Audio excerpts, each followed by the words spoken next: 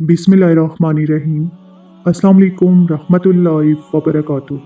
रमज़ान की पहली सेहरी जो ये तस्बीह पढ़ेगा, अल्लाह बेहिसाब रिस्क देगा।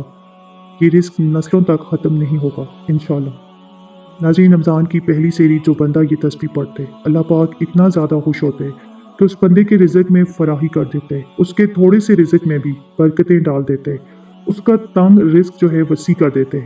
ये तस्बीह बरकत के लिए, रिस्क के लिए, अल्लाह को राज़ी करने के लिए बहुत ही खास है।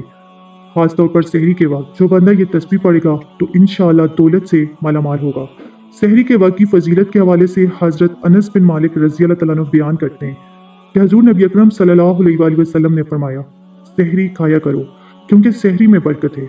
तो रमज़ान अल मुबारक में सहरी खाने की फजीलत और इसके फैज़ो बरक़ात का बकसरत तज़किरा हमें हदीस मुबारक में मिलता है क्योंकि हज़ूर नबी अकरम सल्लल्लाहु अलैहि वसल्लम रोज़े का आगाज़ सहरी खाने से फरमाते और दूसरों को भी सहरी खाने की ताकीद फरमाते।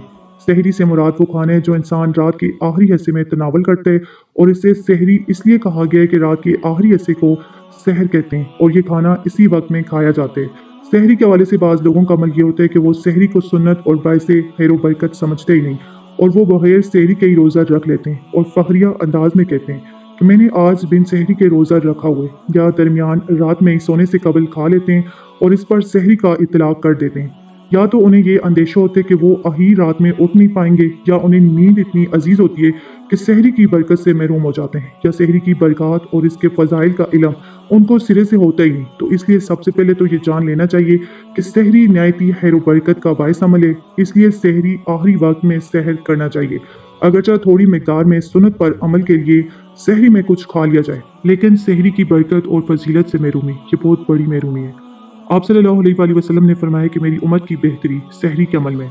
अरशाद नबी सल्लल्लाहु अलैहि वसल्लम में जब तक लोग अफ्तार में जल्दी और सहरी में ताहीर करेंगे तो वो खैर और भलाई पर रहेंगे। एक और हदीस में है कि बेशक अल्लाह ताला सहरी करने वालों पर रहमत फरमाते हैं और उसके फरिश्ते उनके लिए रहमत की दुआ करते हैं। हज़रत अबू सईद रज़ी अल्लाह तआला अन्हु बयान करते हैं कि रसूल अल्लाह सल्लल्लाहु अलैहि वसल्लम ने फरमाया, सहरी करना सरापा बरकत है, लिहाजा इसे ना छोड़ो, अगरचा पानी के गोंद के जरिए ही हो।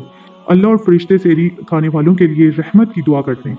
तो नाज़रीन, जो बंदा सहरी के वक्त तस्बीह पढ़ते हैं, ख़वातीन सहरी बनाने से पहले अगर ये तस्बीह पढ़ लें तो इंशाअल्लाह पूरा साल उनके घर में रिस्क में जो है फरवानी होगी। अल्लाह उनके रिज़्क में बरकतें डाल देगा और उनको कभी ना ख़त्म होने वाला रिज़्क देगा, बल्कि घर का जो फ़र्द भी ये तस्बीह पढ़ेगा अल्लाह उसके मुक़द्दर में दौलत लिख देगा, अल्लाह उसका बर नसीब खोल देगा। इस तस्बीह को आपने सहरी के वक्त लाजमी पढ़ना है। जब भी सहरी करने के लिए उठे तो सबसे पहले ये तस्बीह पढ़ें। ख़वातीन सहरी बनाते वक्त साथ साथ ज़ुबान पर इस तस्बीह का विर्द जो है जारी रखें। तो नाज़रीन, वो तस्बीह ये है, सुबहानल्लाहि व बिहम्दी सुबहानल्लाहिल अज़ीम अस्तग़फिरुल्लाह। ये तस्बीह नबी पाक सल्लल्लाहु अलैहि वसल्लम ने एक सहाबी को बताई थी जिन्होंने रिज़्क में तंगी की शिकायत की थी। तो आप सल्लल्लाहु अलैहि वसल्लम ने फरमाया कि ये तस्बीह पढ़ो, दुनिया ज़लील होकर तुम्हारे कदमों में आएगी। इस तस्बीह को पढ़ने का सही वक्त ही सहरी का वक्त है।